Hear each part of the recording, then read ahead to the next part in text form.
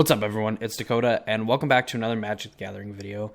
And usually with videos like this, I like to go over just very specific cards in the format, explain why they were good at the time, kind of some of the stats that they had put up in their days of being kind of this format staple, and then why they fell off.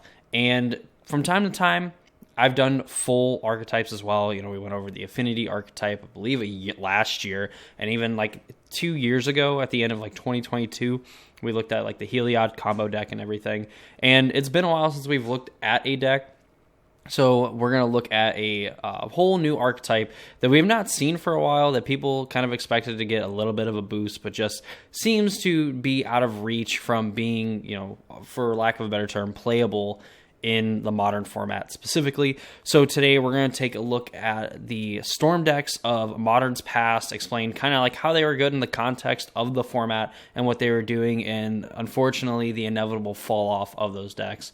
And I say unfortunate because, you know, some people actually like playing this archetype, and really overall it is kind of a satisfying one to play, especially like on Moto when you get to see all of your triggers and things like that. So we're going to be taking a look at decks from Modern's past, and we're going to be kind of seeing like the evolution, the changes that these decks have made in significant leaps to try to remain relevant in the format, kind of going over the highs and lows, kind of understanding like the metagame that we had seen, you know, when these decks existed, and inevitably why we now have the fall off we have, where the deck is just now currently unplayable in the modern format. Of course, before we get too deep into the video, if you like stuff like this, you want to see more Modern Pioneer content, please consider subscribing to the channel and ring notification bell so you know when future videos get posted.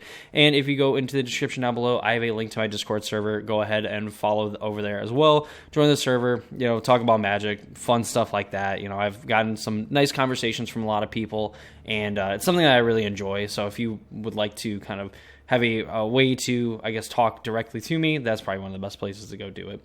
With all that said, let's go ahead and get into the episode and kind of track the rise and fall of Storm in the modern format. So to kind of understand what the Storm mechanic actually is, it's a mechanic that was introduced in Scourge, where on cards you essentially could cast other spells, and then when you cast that spell, you get to make a copy of that spell, you know, for each spell that you cast previously. So if you cast 3 spells on your turn, and then you cast, say, something like a Grape Shot, which is a card that we will actually see in these modern decks, because that is usually the win con of choice, you get to make 3 copies of Grape Shot. So then you end up having the original spell, and then you have 3 copies of that card, ultimately dealing 4 damage. It seemed like kind of a good payoff for like playing spells, and when you're doing it fairly, where you're casting, you know, 2, 3, 4 spells maybe in the late game, whatever, like maybe having a spell that you can like play it and then deal like 4 or 5 damage to some things. Maybe you end up killing like a few creatures, or you in the case of like something like Empty the Warrens, you can make a ton of goblins and stuff. It seems really cool. That looks like it's a lot of fun to do that. But as we'll kind of see, you know, they're not doing it in a relatively fair way, and is like quoted by like Mark Rosewater, basically that Storm is something that probably will never actually return. It's basically a 10 on like his power rating scale, and they call it the Storm scale because Storm is like one of the most broken mechanics of all time.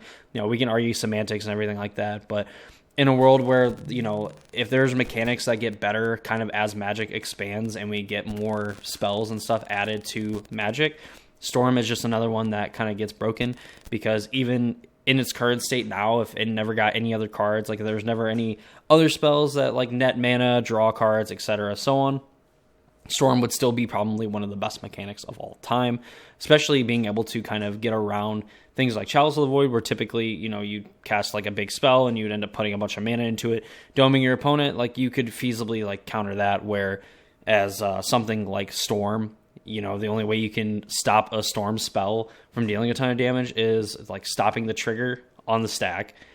Because if you counter the spell, it doesn't matter if you counter the spell, you still get the Storm copies, which is something that we'll kind of bring up in a minute through this video series. And on top of that, too, you know, you'd have to then, you know, if the trigger resolves, you have to have a way to just exile all cards on the stack. And there is cards that do that, but they're few and far between and don't typically see play. So like, even now, if like there was a Storm deck that was very powerful, there's not very many cards. Like Summary Dismissal and like Mindbreak Trap are ones that come to mind. But one's 4 mana, you're probably not going to have enough time to actually play that sort of spell. People typically aren't playing, like Stifle effects either, so you're kind of get to resolve the Storm trigger to then make all of your copies. And, like I said, just all that is just hard to interact with it.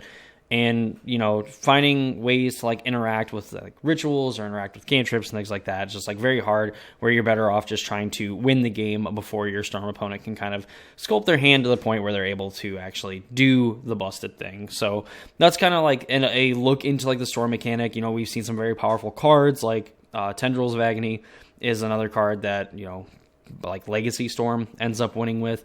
We see Mind's Desire recently got unbanned in Legacy, be a card that has caused problems in the past where, you can play like 9 or 10 spells, cast it, you end up exiling the top 10 or 11 cards, you cast a bunch of other spells, you find another Mind's Desire, you end up storming for a lot more, and you end up killing your opponent that way. So definitely a very, very busted mechanic. And another mechanic that, interestingly enough, is something that is pretty powerful in Legacy, but actually is not very powerful in the modern format, which is kind of an interesting thing to think about, and kind of like some comparisons that we can draw, in a later video. But to know, Storm is this kind of mechanic that pays you off for, casting a bunch of spells and, then playing the Storm spell as kind of like your payoff, where typically if you just cast it by itself, it's a little underwhelming, and then gets even better the more spells that you cast. So now with kind of that explanation and understanding out of the way, let's go ahead and take a look at our first Storm deck.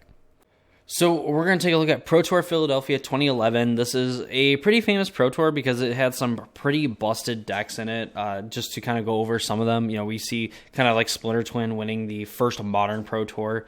Also the significance of Pro Tour Philadelphia. It was the first modern Pro Tour since the format was incepted, something like that. We see that like Splinter Twin ended up winning the event. Countercat is actually an interesting kind of like variant, and I guess you could argue that it still kind of exists in some respect today, as kind of like the Zoo decks have gotten a lot better thanks to the new Leyline plus Scion combo. Mono Blue Infect is another deck that was like very famous, as it was just like a way that you could win the game like on turn 2, and you had so much redundancy and things like that. Like I believe like Ponder was legal. I think Preordain was also legal. You had Blazing Shoal combo. You had Peer Through Depths. You just had plenty of ways to kind of like consistent in your deck. But obviously our feature is Pyromancer Ascension / Storm combo. And this is like the first iteration of it. The first deck that we actually see playing a Gitaxian Probe. And Gitaxian Probe is like this card that was legal forever, and some decks were kind of playing it, like you'd see it a lot in like the Infect decks, where they could play this, they could get cards in their graveyard for free, they could see if the coast was clear, and they get to draw a card, and then they could make sure that, okay, I can throw all my pump spells onto this creature, my opponent's dead, or play around accordingly as to like what they had going on. In this deck in particular, just with how everything was set up, you have like Ideas Unbound, which is this draw 3 cards, discard 3 cards at end of turn. Obviously with cards like this and like Meditate, you play this card in your turn, you're going to get the benefit and you're never going to see the downside, because you're either going to win the game or you're going to have so many cards in hand and whatnot that you're going to just be able to like absolutely bury your opponent.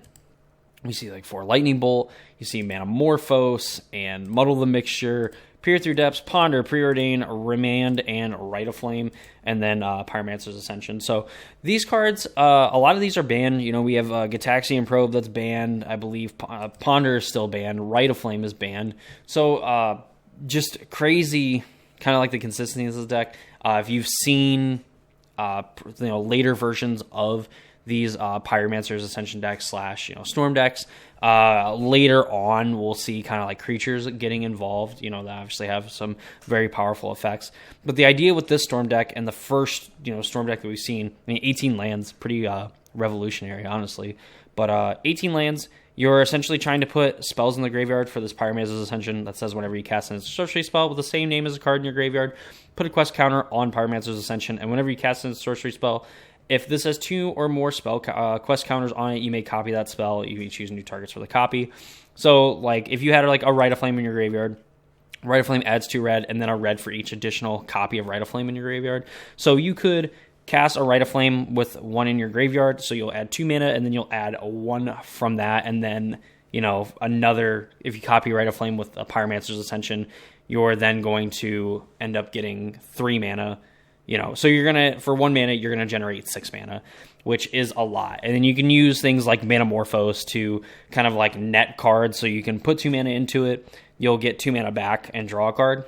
And then if you copy it, obviously you're going to net 2 mana off of that. So like Rite of Flame, Manamorphose, very powerful. We'll see some other rituals kind of in the mix, but you know, when you're kind of like chaining all this together, you know, you're casting all your Rite of Flames and things like that, you are able to cast like a huge Banefire. And if X is 5 or more, it can't be countered, the damage can't be prevented.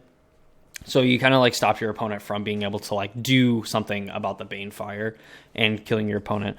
But a lot of the times you end up just casting a Grape Shot and winning the game. And this deck had a trick in particular where you could cast a Grape Shot, you get the Storm trigger on the stack, you actually remand, which says counter target spell. If you do return that spell to its owner's hand and draw a card, you can remand Grape Shot to your hand.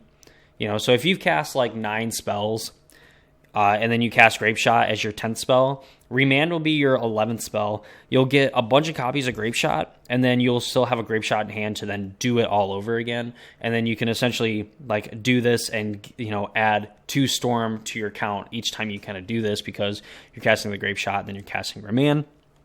And you can kill your opponent from pretty high life totals just from kind of like this interaction. We'll see in like later versions that, you know, they'll play like a few more Grape Shots, but like this combo in a way is still here. Obviously not the most optimal build that we would eventually get to, but for the time, I mean, this was a pretty powerful thing. I mean, Storm was kind of a mechanic that people loathed to see because, again, like we had kind of went over before getting into the deck here, you know, people were used to playing against something like Mind's Desire, Tendrils of Agony. You know, there was other Storm cards as well, but those ones probably being the most prominent ones that you would see people playing. And this was no exception. Grape Shot ended up being like one of those spells that people didn't want to see. You know, we see in the sideboard, there's not actually a Goblin, the Goblin spell that, of course, Empty the Warrens. I love the fact that I can't think of the card's name until, you know, it matters. But, you know, we see like Blood Moon, people kind of privy to the information that like Blood Moon could possibly be pretty good, even in like a Splinter Twin format. Flame Slash is getting 1 mana to deal 4 damage. You gotta remember the times, people. You know, we have Shattering Spree, which is like a way that you could play around like Chalice of the Void, where you could pay 1 red and Chalice could copy, or, you know, could counter the original spell, but then you could replicate it on the stack, which meaning that like you could then like use Shattering Spree to shatter the Chalice of the Void. You had Spell Pierces, just like good ways to interact with them on the early turns. So interact with like Thought Seizes and things like that to kind of like keep your hand protected. Vendilion Click was like one of the best creatures, you know, in the format at the time to like play. And the fact that like you got the information of seeing your opponent's hand, and then like they were absolutely disheartened when you looked at it and you did not put a card at the bottom. You were not worried about any of them, was like a big thing. And like you'll hear older players kind of like talk about like basically like the worst Vendilion Click for your opponent is when you look at their hand and you say, nah, I'm good, you can keep all those cards. Wipe Away as well, just being a, you know, way to get a permanent into its owner's hand. You know, if people were playing something like Leyline of Void and things like that, like Graveyard Hate, which this deck obviously kind of not folded to pretty hard, but it was definitely a lot harder for the deck to go off, you know, when it doesn't have Pyromancer's Ascension. So Wipe Away was kind of like one of those things where if your opponent played some kind of Graveyard Hate, you're going to be able to wipe it away. You're going to be able to bounce it. They're not going to be able to respond to it, put it back in their hand. You're going to be able to untap and attempt to kind of go off and win the game. So early version of Storm, obviously not nearly as powerful as what we've known it to be, but in like an early form of this deck is pretty powerful. And we kind of see it slotted in a metagame where, you know, we have Affinity is kind of like an archetype, mono blue infect. You have Countercat, which I think was just more of like a, super aggressive deck that was just kind of trying to play like this tempo strategy while also beating your opponents down, which is something that we even see like in today's Modern in 2024. And of course, Splinter Twin, the card that everyone wants to free, winning the first Pro Tour in Philadelphia. So while obviously not the showing that Pyromancer Ascension like Storm would want to see, but notably it is the only deck that put multiple copies into the top 8. While they might not have made it out of the quarterfinals, it was definitely the kind of building towards, what the Modern format would shape up and look like over the next few years. So that's the first iteration of the Storm deck, and let's go ahead and move on to our next deck. Going further, we have Pro Tour Born of the Gods. And the next deck that we're going to look at took place on February 23rd of 2014, so 2-3 years later. We have Chris Fennell, who ended up performing like the best with the Storm deck, getting 25 points in the Swiss. And this is where we would see some changes made to this deck. I believe at this point, like Rite of Flame was banned. Gitaxian Probe's still legal in the format, but, we don't have, arguably one of our best rituals in Rite of Flame. So this deck got a little bit creative, still playing 18 lands, but now we have Goblin Electromancer as kind of like this new card. So for a blue and a red, it's a 2/2, and it makes your instant sorcery spells cost 1 less. We're still playing Pyromancer's Ascension. So in conjunction, like with both of these cards, like your rituals end up being absolutely insane. Desperate Ritual, 2 mana, get 3, totally fine just on that rate alone, because again, you just want kind of like the burst in mana the turn that you're going to go off. But with Goblin Electromancer, you end up paying like 1 mana to cast it and get 3 red. It's basically like casting a Rite of Flame with another Rite of Flame in your graveyard. Faithless Looting is a card that people started to pick up on. You can just kind of like loot through your deck. You can get cards in the graveyard, again, kind of fuel your Pyromancer's Ascension, and then you can flash it back for 3 mana later. Goblin Electromancer is going to make that 2 mana, and just another card that ends up getting banned in the Modern format that Storm ended up actually picking up. Still rocking the Gitaxian Probe, dropping the Banefire in place for just more Grape Shots. We actually see in this list there's not a oh my goodness, there is no, there's none of the combo. There's no Remand in here. Why is that so hard, Dakota? There's no Remand in here for Grape Shot.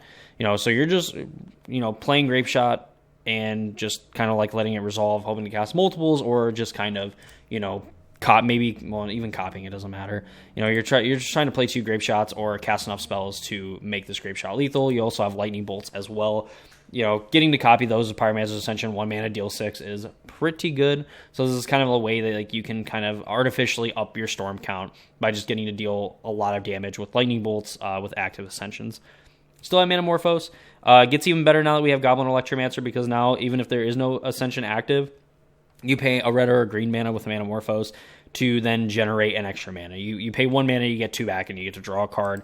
Past in Flames is another new card that gets added to the archetype, giving instant sorcery spells in your graveyard flashback until end of turn. The flashback is equal to the mana cost. With a Goblin Electromancer in play, it feels like a Yogg Will. Pretty dang close, honestly. And then you can flash it back as well, so even if you have a turn where like you kind of go crazy, and maybe you have like your hand kind of ready to go for another time, which typically wouldn't happen, but with enough like Serum Visions and Sleight of Hands, copied by Pyromancer's Ascension, it is kind of reasonable to kind of have your hand set up to go for another Storm kill again if you don't necessarily get there. And Past in Flames is like a way that you can get rid of this card. If your opponent discards it, you have flashback on it, and paying 5 or 4 mana for a flashback spell is not totally out of the question. To be able to cast all your rituals again, get them going with Pyromancer's Ascension and go off. Serum Vision is like this draw spell that is now seeing play in the format. Now that we have Ponder and Preordain gone, we have Serum Vision, Sleight of Hand, kind of getting put back into the, getting thrown into the fray, and being some very powerful cards as well, with Serum Visions being like the inverse of like Preordain, and Sleight of Hand just getting you to look at multiple cards every time that you cast this. Overall, like this is starting to shape up like the list that we are kind of used to seeing. A short of like Remand plus like Grape Shot shenanigans, it's just definitely going more towards like we're playing Lightning Bolt. We're going to be able to, essentially get 4 Storm, because you're going to get 1 Storm from casting the Bolt, and then 3 damage is essentially like making 3 copies of Grape Shot. So, I mean, it's sort of kind of like a ritual in its own kind of messed up way. If you really think about it, it's kind of like a ritual in the way that like every other mechanic is Kicker. So just something interesting to think of. Like the sideboard, we see kind of like Anger of the Gods, for like the go wide decks, which is kind of crazy considering that, we see like Tribal Zoo, we see like Twin Exarch and Rug Twin, things like that, kind of seeing a lot of play. You have Aura Hexproof, Malira Pod, which I believe this is kind of like what this card is for, because Malira Pod cared about having like kind of the creature cards in the graveyard. And I guess of note, we are firmly in Twin versus Pod like metagame as well. So just something to kind of keep in mind when looking back at this list. You have Defense Grid for like the control decks. You have Echoing Truth to get rid of not just one hate piece, but multiple hate pieces on the battlefield that are the same. Like people usually like doubling up on something like Leyline of the Void and things like that. Now you're able to Echoing Truth, get rid of that, get rid of all the other ones, and then hopefully untap and win the game. Empty the Warrens. This is kind of the first time we see this card. It puts 2/1/1 Goblin tokens into play, and it has Storm for 4 mana. So this is like a way that if your opponent has given themselves Hexproof or something of that nature, or has taken the Grape Shots out of your deck, Empty the Warrens is a card that you can play, and you're just going to be able to make a ton of tokens and win the game that way. If you put like 21/1s into play, and even if your opponent has a board full of creatures, you're going to get in, hit them for 15, and then you're going to hit them for 10. Like, that's still more than 20 damage. It's going to be lethal. 1/1s as well. Like, you're not really going to be able to, end up, killing things like Kitchen Finks and bringing them back and whatnot. So, like, Empty the Warrens is kind of definitely a good plan B if your opponent is on something like Slaughter Games or things like that to kind of get rid of Grape Shots. You have another Lightning Bolt in the sideboard. You have 3 Swan Songs, which basically counter all the spells this deck cares about, and it doesn't really care about the 2/2 flyer because it's either going to kill you with Grape Shot, or it's going to end up putting a ton of Empty the Warrens tokens into play, and it's not going to care about 1 or even like 3 or 4 creatures. Torpor Orb as well is like this hate piece specifically for like the Twin Exarch deck, and basically like their combo involves like a creature entering the battlefield and untapping their enchanted creature, and Torpor Orb stops that completely. So these decks kind of had a game plan for some of the best decks in the format in, the Malira Pod deck and Twin Exarch. And, like this is kind of becoming more of the version of Storm that we want to see. People still on the fact that, like, Ataxian Probe, paying 2 life doesn't matter, getting to make sure that your opponent doesn't have anything like counter spells or things like that, or kind of getting an understanding of what they have going on and maybe gauging how many turns that you have and what you should be prioritizing in that time.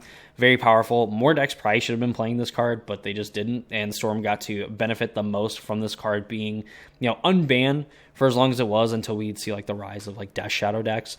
The pivot to like Desperate Ritual and then like Serum Vision Sleight of Hand after we've seen like Ponder, Preordain, and Rite of Flame get banned is interesting to say the least. Desperate Ritual does have some cases where it is very good, especially with Goblin Electromancers just getting to cast a ritual, 1 mana to get 3, and then splicing it as well to end up getting more mana, and then having the original ritual as well to kind of like up the storm count even more and then generate tons of mana, Manamorphose just getting to kind of do its thing. And all this wrapped up into this Pyromancer's Ascension package to where you just get to extra go off, where like essentially you are given inevitability rather than, having some sort of fail rate. I mean, if you have a Pyromancer's Ascension and you're casting, Sleight of Hand, Serum Visions after you just resolve like 1 or 2 Desperate Rituals, or even just 1 Desperate Ritual and like a Manamorphose, like you just have tons of mana. You have tons of blue mana to cast these spells. You have tons of red mana to cast more rituals, cast Faithless Lootings and things like that. Even just casting other Faithless Lootings, get cards in the graveyard so that you can get them back with like Past and Flames and things like that. Like this is just a whole different thing that people were doing, and obviously it wasn't the best deck. It wasn't necessarily broken at the time. Again, we were deep into like Twin versus like Pod, like combo, kind of like arms race, I guess. And Storm was just kind of doing its thing. People were obviously performing very well with it, but definitely the consensus was that like Twin Exarch and the Malira Pod decks were very powerful. But, definitely Storm was not a deck that you could snub your nose at. It was a deck that you needed to absolutely have a game plan for and be able to go in and race them. And, in the times now, might be a little bit more possible.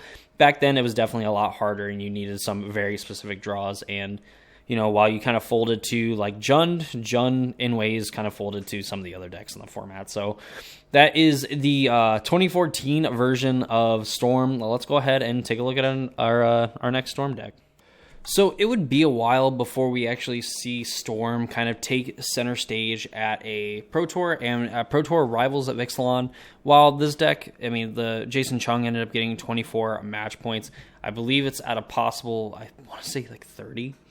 So, I mean, like 24 points, I mean, going like X and 2 is pretty good, and especially in this modern format where we've seen like Traverse Shadow and like Death Shadow kind of take over. We've seen kind of like Twin and Pod get banned from the format. We had Eldrazi Winter that happened, which was pretty bad for Storm just in general. I mean, really for most of the format, but, you know, especially hostile to Storm. So, I mean, we've had kind of like multiple format changes where we saw Twin become the best deck in the format and win another modern Pro Tour, and then it get banned before the next modern Pro Tour, and then, you know, Eldrazi kind of running the world, and then, you know, we kind of shook out to this format on February 3rd of 2018, where we see kind of the rise of Mardu Pyromancer, these shadow decks and stuff, where Pyromancer is kind of like meant to kind of beat up on these shadow decks. Blue-white control seeing a resurgence.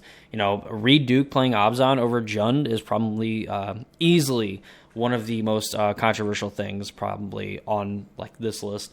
We've seen like Lantern Control putting up numbers. Burn still kind of hanging out. Eldrazi Tron on the rise after the Eye of Ugin Eldrazi decks kind of took the back seat.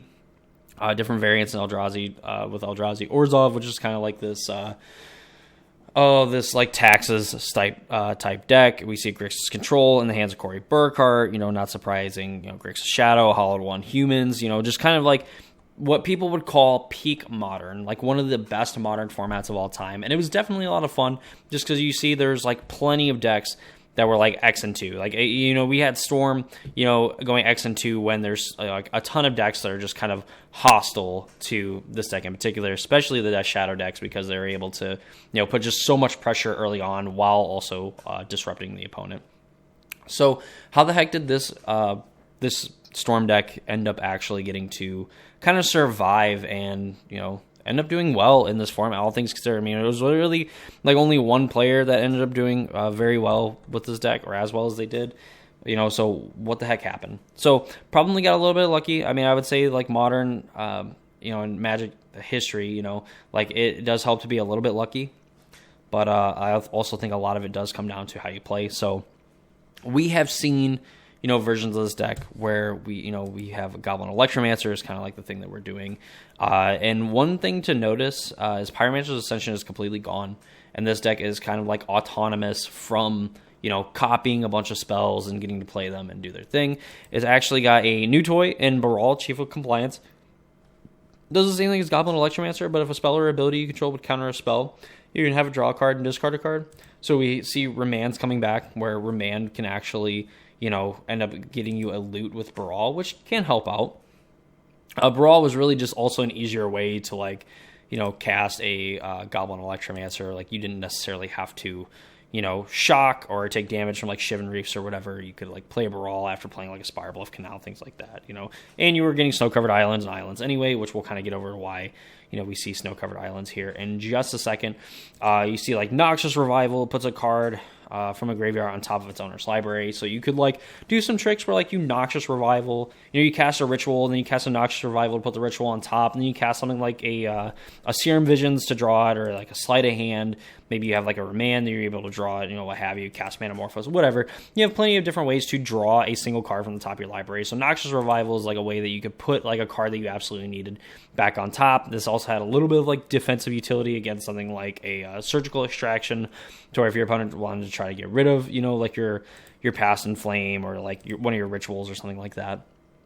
You could, in theory, do that as well, but a lot of the time it was kind of used for that combo potential of just getting to put a card on top of your library that you were absolutely going to need to kind of continue to kind of chain spells and go off. We see Pyretic Ritual as like another like 2-mana ritual. You don't get to do the sweet things that you get to do with Desperate Ritual, but, you know, still serves the same purpose. 2 mana to get 3, and, you know, with a Baral or a Goblin Electromancer, 1 mana to get 3. There's nothing to snub your nose out. Very simple.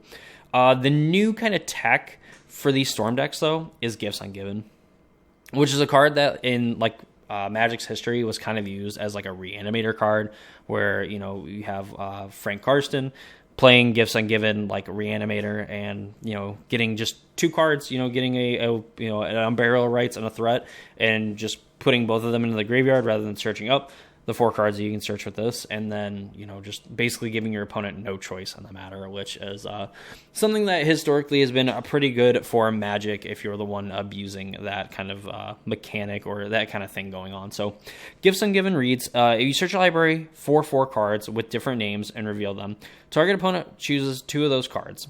Put the chosen cards into the graveyard, the rest into your hand, and shuffle your library. While Gifts Ungiven a lot of the time was being cast to find like an Unburial Rites plus a thing to bring back, or what have you, and they're both just going to the graveyard because players were failing to find 4 cards.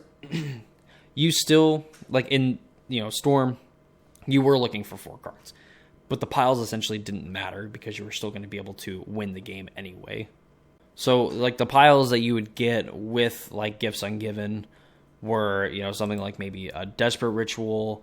You would go and get like a Past in Flames. You can go get like a Manamorphose and a Grape Shot.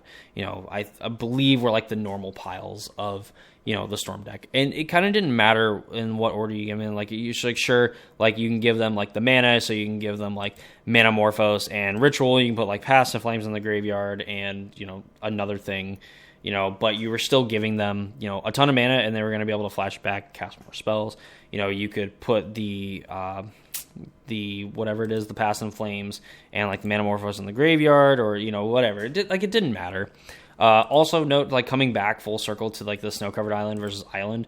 If you absolutely needed to get a land, you could Gifts Ungiven, and Snow Covered Island and Island are cards with different names, so you could in theory go get an Island or a Snow Covered Island, and they would count as different card names. And I'm sure maybe in some games it's come up where you get like Island, Snow Covered Island, or what have you. Something like that, and then you get 2 spells, and your opponent thinks they're going to cut you off mana by just like taking your spells or whatever, or taking your lands, what have you, or just giving you 2 lands, whatever, But that is something of note, like Snow Covered Island and Island in the cases of Gifts Ungiven are different named cards, so you can actually get both of them with a Gifts Ungiven. The idea from this deck in total was that when you cast a Gifts Ungiven, the game is over. Like if you have any amount of gas, and essentially your Gifts Ungiven is going to find whatever is missing, if there is anything, or just kind of give you more fuel to kind of go off. Going back to something like a Noxious Revival, you're able to kind of do all these things, Noxious Revival, any spell that you need back on top, end up drawing it again, getting to cast something like a Grape Shot, remand it, what have you. Like this deck didn't need a whole lot. Going back to like Grape Shot plus remand, you could in theory just Grape Shot twice if you needed to, and then remand was essentially like additional copies of Grape Shot with a little bit of utility and a little bit of play that it has like with Baral to end up like kind of filtering your hand and kind of sculpting to kind of go off. Remand also just kind of worked very well in the format at the time, just to kind of like tempo people out. Wasn't really good against like some of these lean decks that we started to see, like Traverse Shadow and things like that. But something like a Mardu Pyromancer, if they tapped out for like a Blood Moon or whatever, or they try to go for their their big threat in the dumb dude that I cannot think of because he gives me PTSD a little bit. But they like when they try to cast their big spells, they try to flashback their Faithless Lootings and things like that, which is noticeably omitted from this list in particular. Probably again because of no Pyromancer's Ascension, but just being able to kind of tempo your opponent that way, and then you're going to end up drawing a ton of cards. Noxious Revival ends up being an additional copy of any of these other cards that are in your graveyard. So getting to play even more copies essentially of those, and then being able to flash it back with a Past in Flames as well if you just need that extra spell.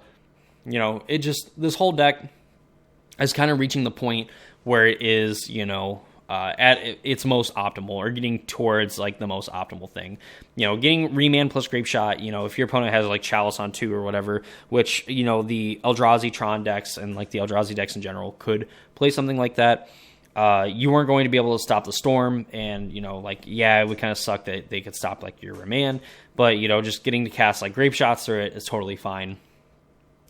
People really weren't playing this like Mind Break Trap and stuff like that. So you're able to, cast a Storm spell, remand it back to your hand and, get all the triggers and then, cast the spell again and end up killing your opponent, which ended up being really nice. And even like with Lantern Control and things like that, when they're like milling you and everything, like they end up risking milling like a Past in Flames, and then as long as you hit your land drops and everything, as long as you have some amount of spells and things like that to kind of ramp into this Past in Flames, like they were going to help you out as well, which Lantern Control was one of the better decks to be playing at the time. So definitely Storm getting a huge boost and upgrade, kind of like some of these other newer cards coming out, like Opt was like a new card that came out in like Dominaria originally, and has been printed quite a few times into Standard since then.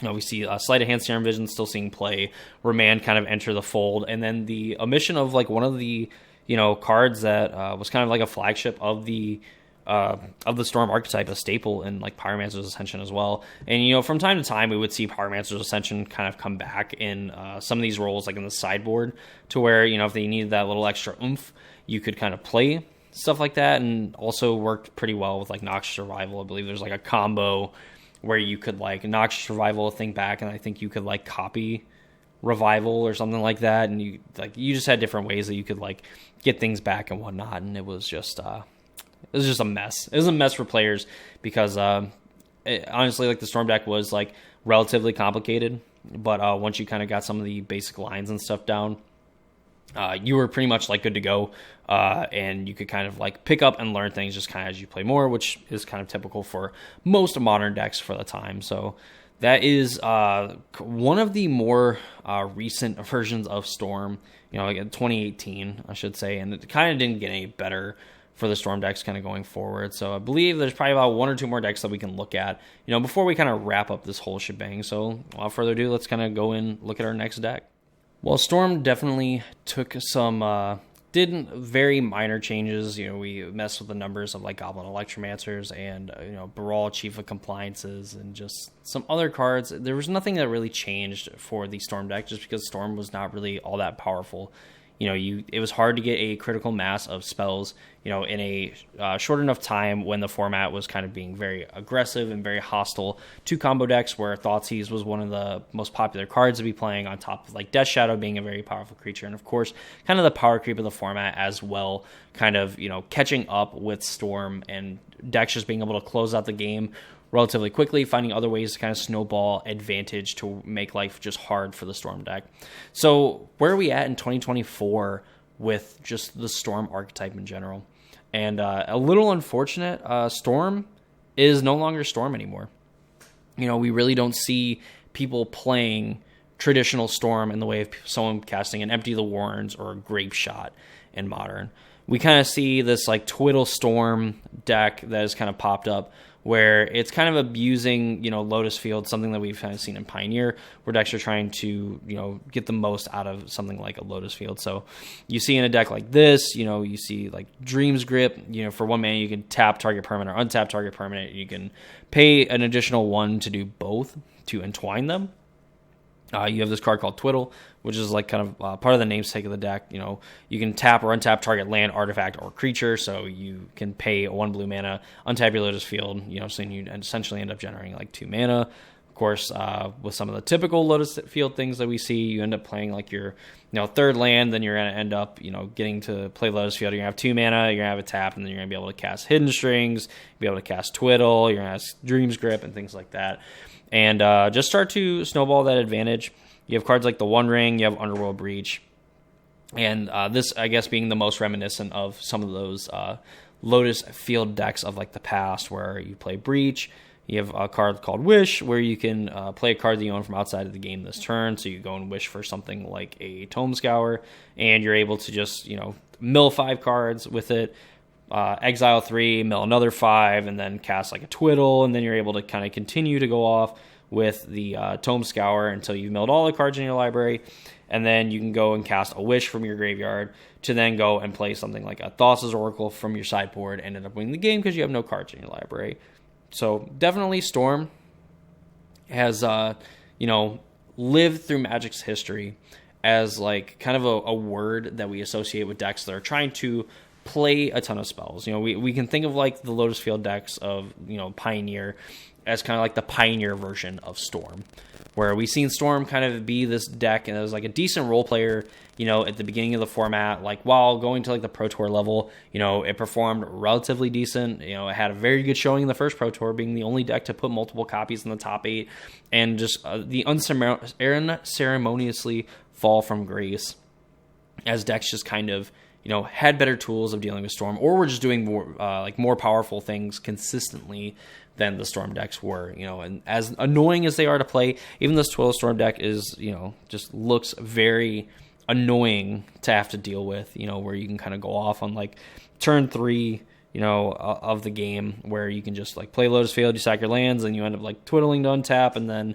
all hell kind of breaks loose, because then you start chaining together these untap effects, you drawing like these cantrips and things like that, to then eventually cast like Underworld Breach, cast like the One Ring, give yourself an extra turn, draw some extra cards, and then get ready to go for it again until Area West to go and find, your Lotus Fields and things like that, or, Besage Yous and whatnot.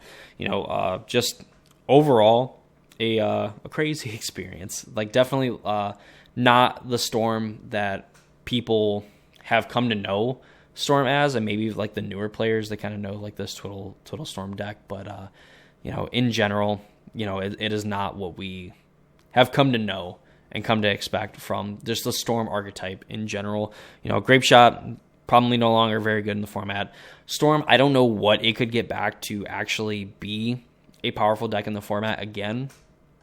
I think it would kind of have to adopt like this kind of like more all-in strategy where it's playing a single card to win the game, and it's not trying to amass a critical amount of cards to then end up casting enough spells to win the game. I think the modern format in general has gotten to the point of efficiency and speed that Storm just cannot keep up with the format. Even though, you have like your potential like turn 2 wins with the deck where you can kind of, play like your dork on like the third turn of the game and then end up, casting a bunch of spells, or, playing it on turn 2 where you play like a ritual into a Manamorphose, into playing the thing and then casting another ritual, what have you. You have like those opportunities, but there's just a lot better things going on that are more consistent, that are also equally as disruptive to combo decks.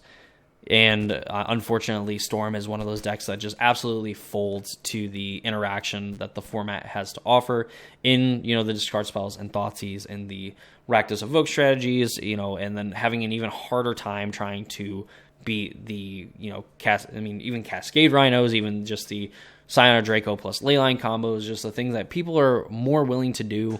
And this Twiddle Storm deck seems to be like kind of the exception, where like we are like playing a Storm deck in the fact that we are casting, we are looking for specific spells to then end up winning the game. Just we're not winning with Grape Shot anymore.